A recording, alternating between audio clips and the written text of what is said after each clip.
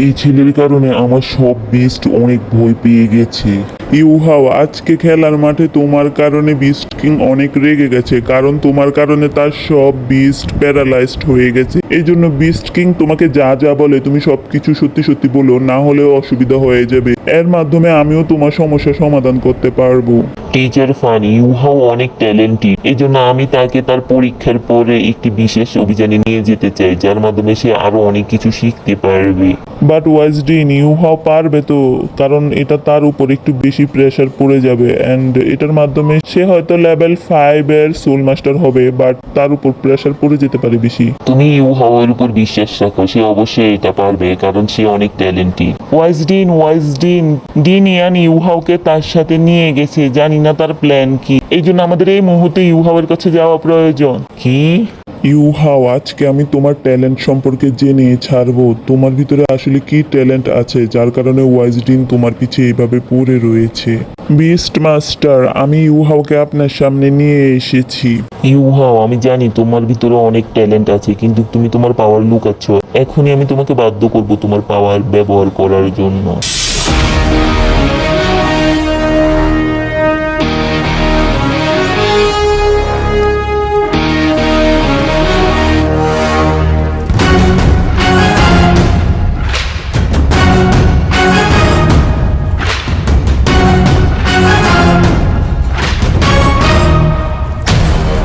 তোমার কাছে তো 1,00,000 বছর পুরনো সোল রিং ছিল, তাহলে ওইটা 1000 বছর পুরনো সোল রিং কিভাবে হয়ে গেল? কিছু তো বুঝতে পারছি না। হ্যাঁ ইউহাও, তোমার কাছে তো চোখের পাওয়ার ছিল, তাহলে এই বরফের পাওয়ার কোথা থেকে আসলো তোমার কাছে? তাহলে কি তোমার কাছে 2টি সোল রিং আছে? হ্যাঁ টিচার, আপনারা ঠিকই ধরেছেন, আমার কাছে 2টি সোল রিং আছে। এর মধ্যে একটি হচ্ছে চোখের পাওয়ার, আর একটি হচ্ছে ছলনার পাওয়ার। এটার মাধ্যমে আমি যে কোনো কিছুকে একদম রিয়েল ভাবে সবার সামনে তুলে ধরতে পারি, যার কারণে সবাই এটাকে সত্যি মনে করে দেয়।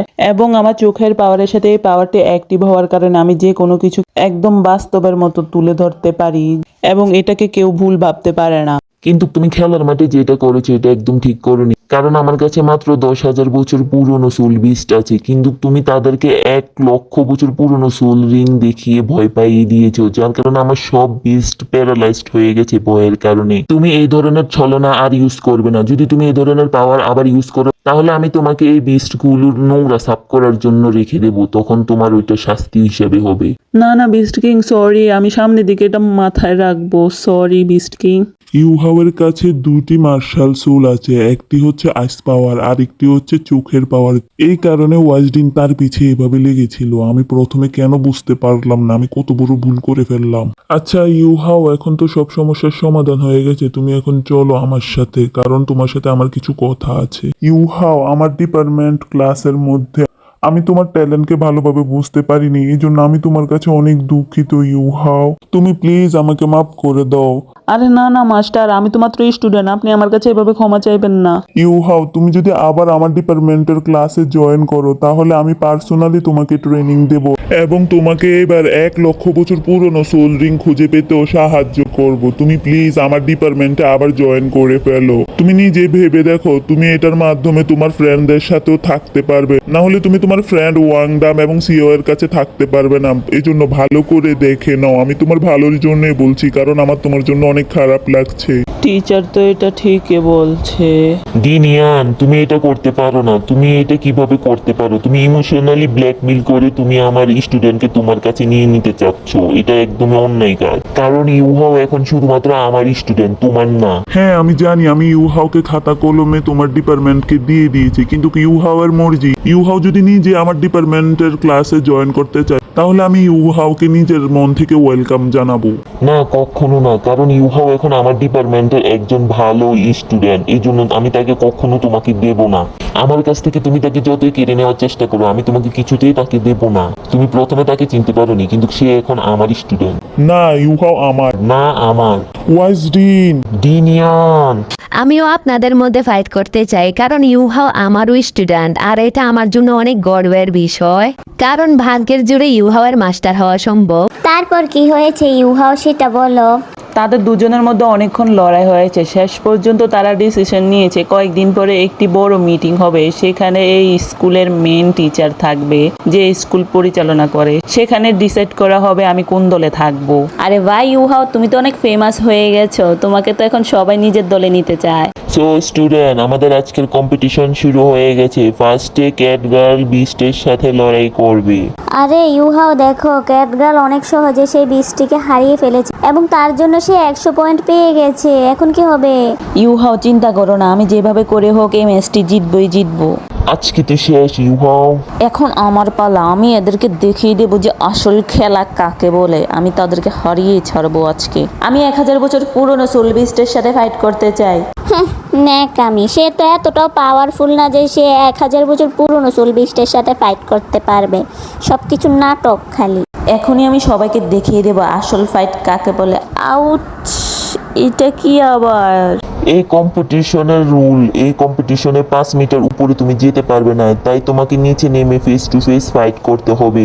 ঠিক আছে মাস্টার, আমি ফেস টু ফেসে তাহলে তাকে হারাবো।